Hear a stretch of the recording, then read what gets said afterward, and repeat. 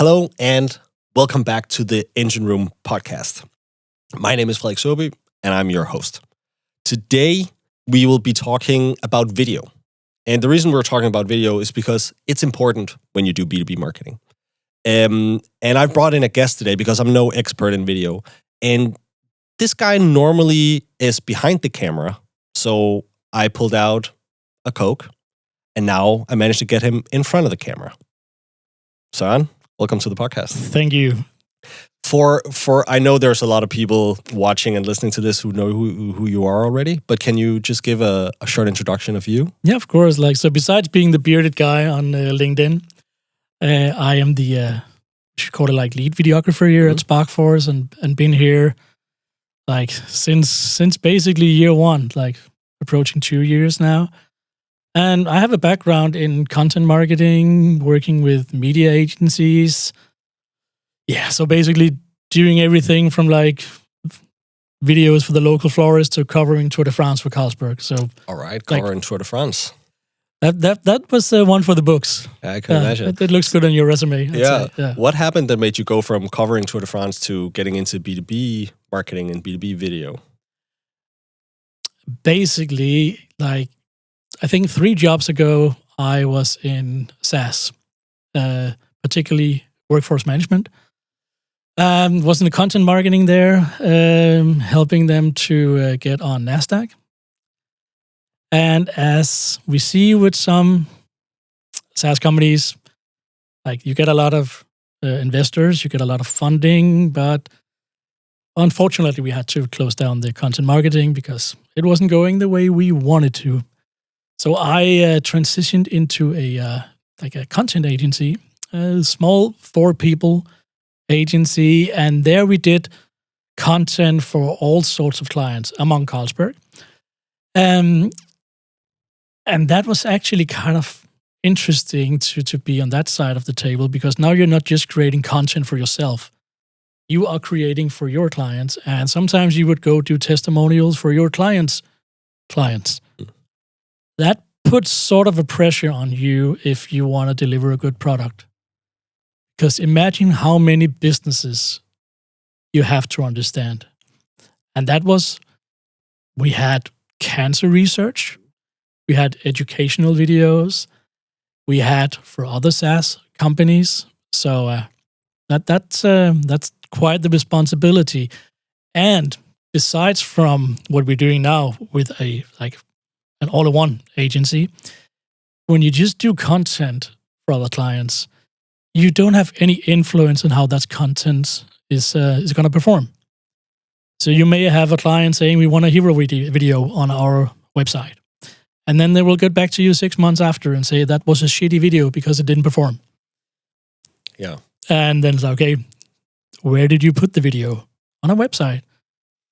Did people know about the video on your website? How many people comes to the website? Did you use the snippets we created for? So looking into a closer work relationship with your clients, which we, full disclaimer, did at that agency to stand out, is really key. Yeah. So, all right. Thank you for that intro, Søren. Today we're going to be talking about why it is that video is so important right now, especially in B2B marketing. And then we're going to transition into how to build actually a video strategy, what you need to consider, and all these things. So we'll get into the strategy later. But now, first of all, I think it's interesting to hear from you in B2B, especially in B2B SaaS. Why is it that now we're seeing so many people invest in video, and why is it that people are doing that right now, you think? I think in general, video is really gaining territory because it's an easy way to digest information, or either just education or entertainment. And of course, that also bleeds into to B2B marketing.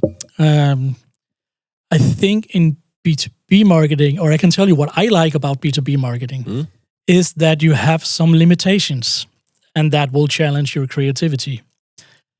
Because in B2B SaaS or tech, you cannot really rely on just all the bells and whistles.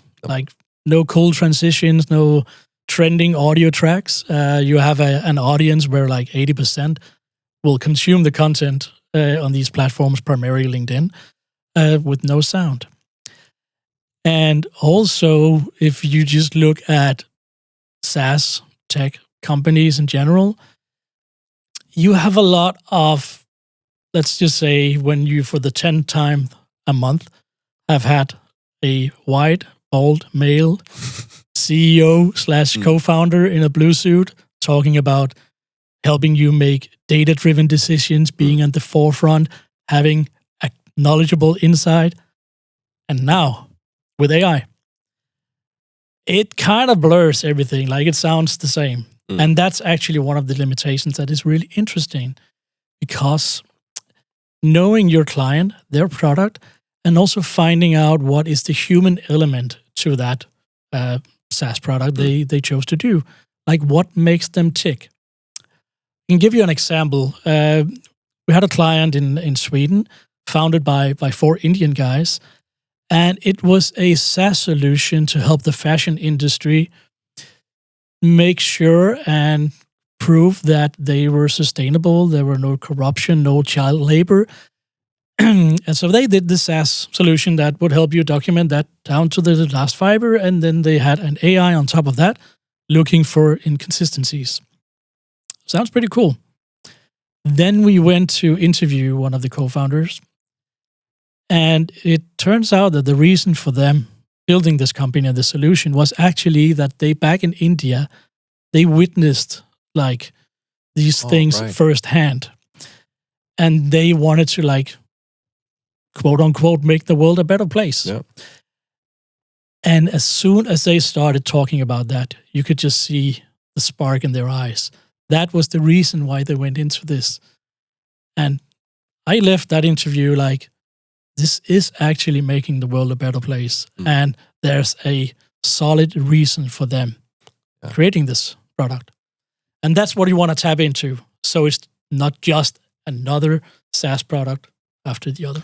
Yeah, I think it's an interesting point. It's a very, very cool story, because you said if you're just, or well, just in quotation marks, not to knock on that, but doing B2C marketing, you know, it's about the bells and whistles. It's about like a cool piece of content, displaying the product in a cool way can make some people buy, right? So if you let's say whatever, a pair of running shoes, and like it's on the right athlete, and it's like cool transitions and running through water and all that stuff, that's sometimes enough to get people to buy.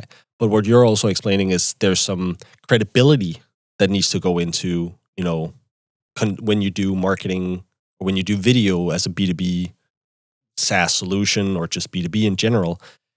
Is that also some of the things that you're considering when you're looking for, or when, is that also what you're seeing when we're talking about why video is so important now? Because there is a demand for credibility and trust and all that stuff. Definitely. I think people still buy from people, and creating that human connection and emotion is like, it's kind of difficult to do, or it's more difficult to do when it's not video. Like, compared to maybe an image ad or a piece of copy, a video has like a 95% message retention. So you're more likely to remember, one, what they said in the video, but even more important, how that video made you feel. And that's a way of like influencing your customers by having some emotional leg in your marketing and in your strategy when it comes to video. Yeah. That makes a lot of sense. Interesting. So there's and I think also you hit on a very good point there with humans still buy from humans, and whatever it is that you are trying to buy, right? If it's consultancies or if it's, you know, a software product where you might not even be depending on people, it's nice to see that there are some people behind there, and that, especially with the example you had here, you can feel some passion, and that you can see, well, there's actually that might be the reason why somebody is swayed to buy from the big conglomerate that has the big solution to then buying from a startup, because like, well, there's some passion here. I kind of like that. Exactly right. I think that also makes you like sort of believe in the product. Also why you're choosing it. So I think in general, just like video will help you attain that. Yeah. And accomplish that. So. Absolutely. All right. So if we're looking at, we're working a lot with LinkedIn, right? It's primarily LinkedIn. Yeah. Is there any special considerations when creating for LinkedIn compared to, other platforms maybe? There is some pretty big differences besides the bells and whistles. You have the audio part of it. So like can use trending sounds and stuff like that on LinkedIn. And also it's a bit more, let's say, conservative platform. So content tends to be less playful than, for instance, on Meta or TikTok.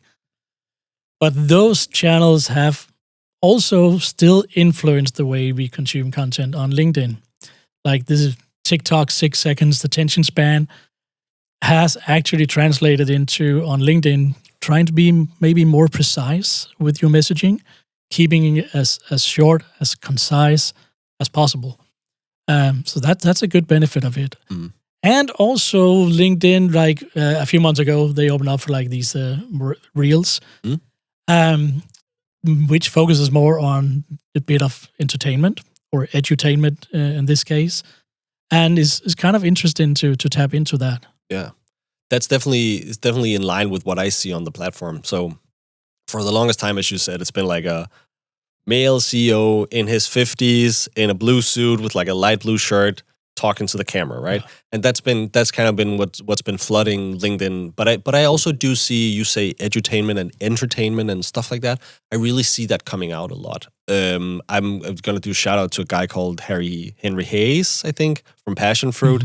He does all these skits and he does all these things, and like that's really entertaining. And he manages to, so he just posted one thing today that was like Shakespeare and had like this I don't even know what it's called, like a Shakespearean verse, right? Where he kind of ran it out and he was addressing CFOs and CMOs and, CPMs and all that stuff. So I do really see this, and that was actually a 2-minute video and I watched all of it. So, but I really do see this entertainment that you're saying from like the TikTok and, the short form content come into LinkedIn as well. Is that also what you're experiencing? Definitely. Like if you look at a guy like Chris Cunningham from ClickUp, they do like the HR guys.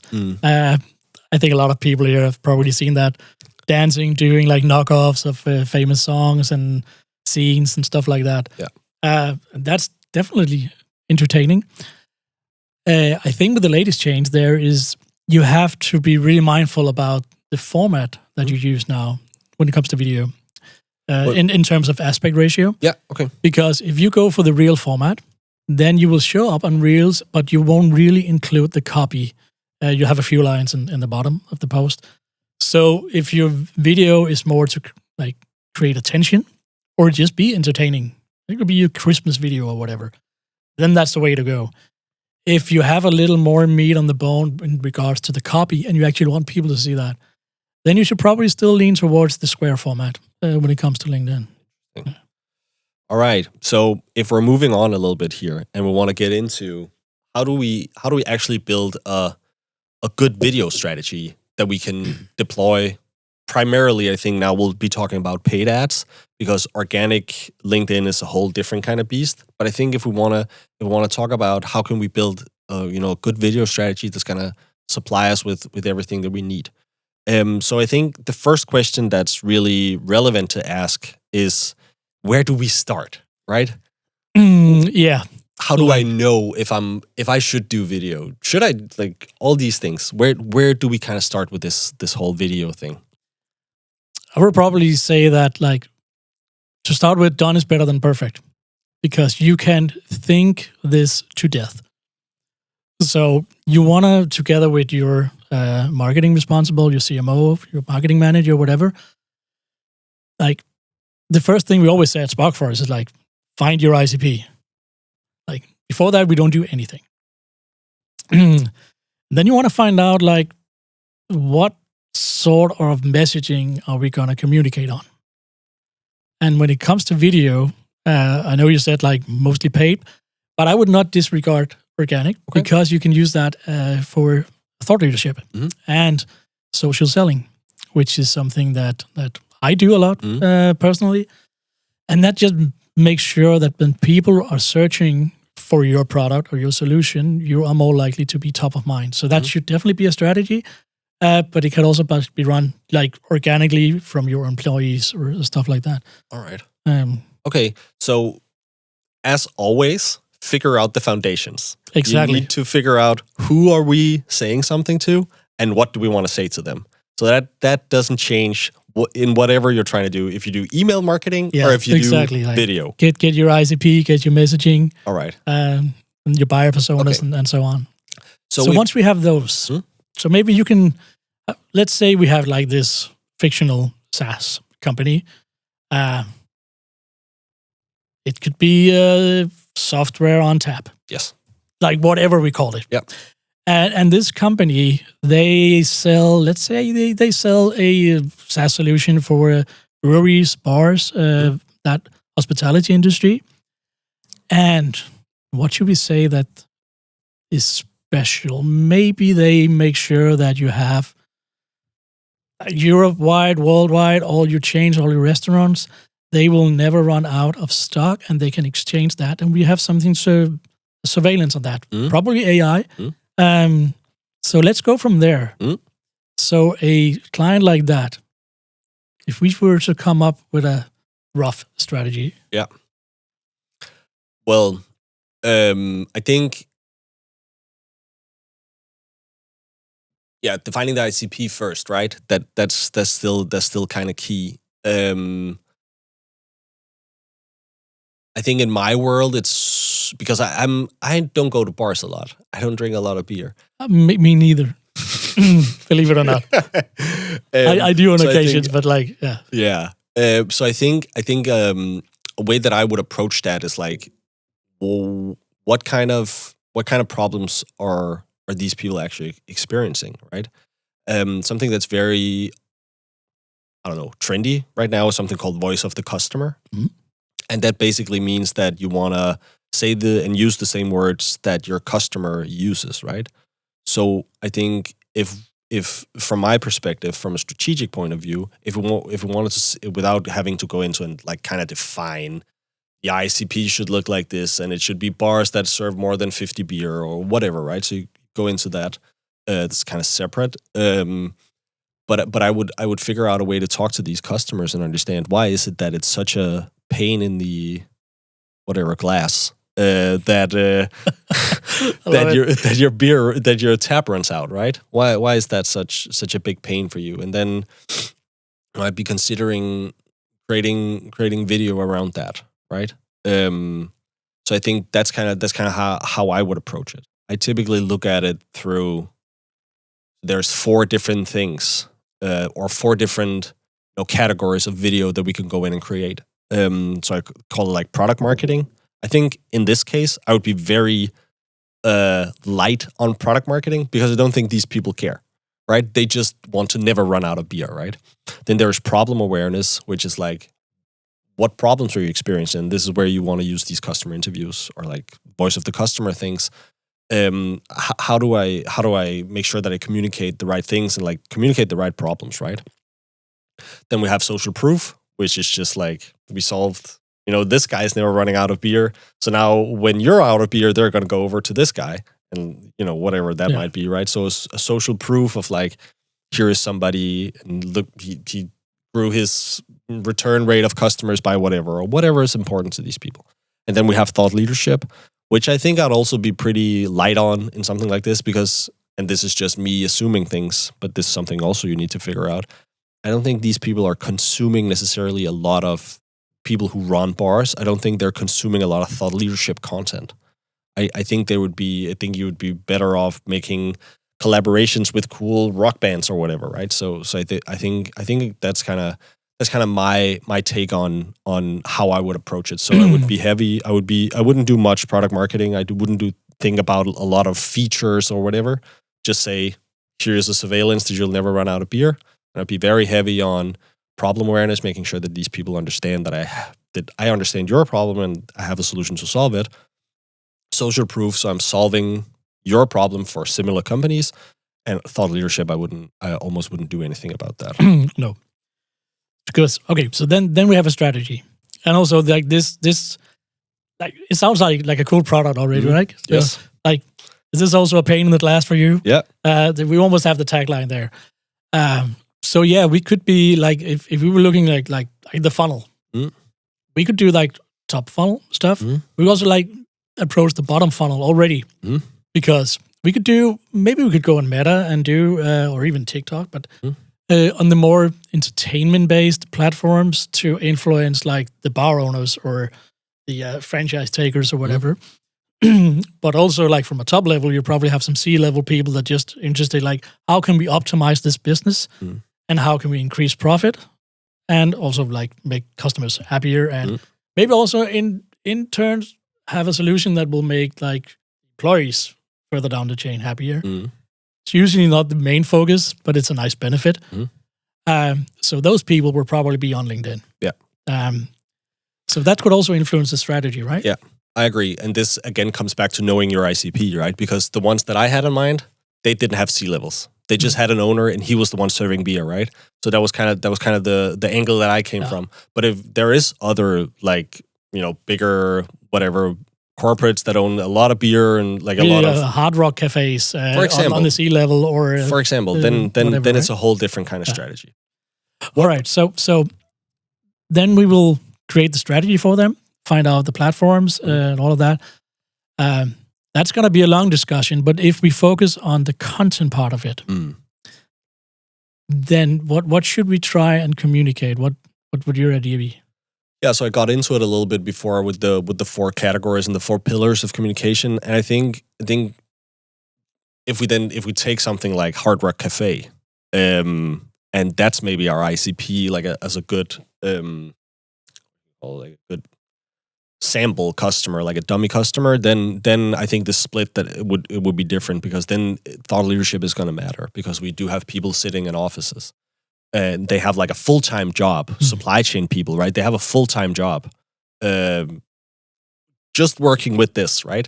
Same thing for product marketing, because they understand their pains a little bit more, and they know what it's like navigating in their current system. And, so I can be a little bit more on a feature level here and communicate, a little bit more in depth to these people, because they have their hands in it every day almost, right? The supply chain people. I think that would switch it up. I would still be very heavy on problem awareness, just because it's such a good way. If I'm able to communicate a problem nuanced and clearly to somebody who's watching my videos, they're also going to view me as the solution. So I think if I'm like, that's so important, and I think a lot of people maybe miss that with the way they do video, because they're just like, hey, do you also experience lack of beer? Try this, right? Exactly. And it's not really a problem awareness ad. And also, I think that some companies, they tend to go into video for the wrong reasons. It's like they may not always know why they do videos or want to do them, but like maybe the competitor does it. So it's just like based on video envy, because like, hey, it's a cool thing, we want it as well. Like, we want this cool hero video. And So also asking yourself, when you do the marketing strategy and your messaging and your content, find out, should this piece of the message actually be a video? Should it be a blog post? Or should it be an image ad or an animation? I think that's important to look at. And you may have a lot of like in your messaging that could be either or both. So, but looking into that first and foremost. And then when you get on to, now we're just focusing on video, right? For a complete startup, like have a product explainer of some sort. Like it could be even like 2 or 3 minutes, have it on your website. Do snippets of that, maybe just like a shortened version, or maybe snippets addressing the different focus areas. So this will be used more for like the owners or the people in the bars. This will be used for like the CEO or the CPO or the CISO or whatever, and divide that. Then you have something, because like for me personally, if I go for a SaaS solution and I go to the website and it doesn't show me the product, it's just a lot of fluff or vector graphics or mock-ups of like screenshots and the UI is like, I just want to know what it does and if it like fills my need. Yeah. So do that. Then get your, in this case, it would probably be nice to get like the founder or the co-founder on camera and like doing some thought leadership. So just like casual interviews, addressing like, so what are like 3 standard questions for when you're interviewing a guy for a thought leader would be, so like what are some of the biggest challenges you see in the food service market when it comes to hospitality at the moment? That would definitely be supply chain. All right. So now we're addressing some of that. And so craft your questions for that. What should people be aware of? Yada, yada, yada. For a lot of SaaS product, you also have like governance and compliance, GDPR. Also nice to address if that fits your buyer persona. Yeah, absolutely. So that would be my first step. Yeah, nice. When you're looking at, let's say, we want to do like a pretty cohesive video strategy. So you touched on it a little bit, but what is kind of the key elements to making a video strategy work? And I'm thinking in terms of content formats, right? So what is important? What are like some of the non-negotiables in terms of like a video mix that we have to have in order to make it work? I think as soon as you're able to get some proof of concept, get some of your customers or your clients on camera talking about your solution, maybe bringing in a hero within the business. Doesn't have to be a client. So maybe it's a guy from Carlsberg talking about something that relates to this. Again, to build that. Then you, of course, you want to address the product. And you want to do that like top, mid, and lower funnel. And then one keyword is also consistency. Because if you opt for the video strategy, you can't get away with just doing a video every 3 months. So like, go to fairs, interview clients or other like big personas in the industry, do webinars if you're up for it. Again, webinars and podcasts alike are like, are you in for it because it's a long-term game. Yeah. So you don't just do like if we did this episode and send that out and then just radio silence, it doesn't work. You need to create some attention. Yeah. So, all right. So that would be some of the key things in a video strategy. All right. Now I think we're at a spot where people know, should I do video? And what video should I prioritize doing? So if we then go on like the lowest resolution level possible, I decided that I'm going to do a video shoot. What do I need to remember on the day? Oh, that's a long one. But in general, don't overthink it. I see that a lot of people, when they want to go on camera, it's like, what camera do we need? And do we need some lighting? And we have a studio? Like, don't overthink it. Like, the best camera is the one you have on you at any time. Use your phone. Use your webcam in your computer. Like, just get it out there. Because there's also a lot of like personal learning in this. And that could be sort of a steep curve, but it's a short curve. So get yourself on camera, do all the mistakes. Like, your audience is going to be that small in the beginning. So there's really no risk. No. Like, take the chance. Yeah. And the cool thing, something that I always find very comforting when I'm thinking about video, and also when I'm thinking about something like podcast, right? If what we're going to say or do on the video, if that sucks, nobody has to see it. I can delete the recording. So I find that pretty comforting. I don't have to post it anywhere. I can just decide not to. If you have a product, I'm assuming that you're serious and you're passionate about that product, then talk about that. Yeah. Otherwise, you probably just shouldn't have. Like, don't start a company. No, don't start. If you're not passionate about your product. All right, Søren. I think this was the in-depth of how to start with video, why you should do video, and then creating a pretty cohesive video strategy. So thank you so much for coming and taking the time. Of course.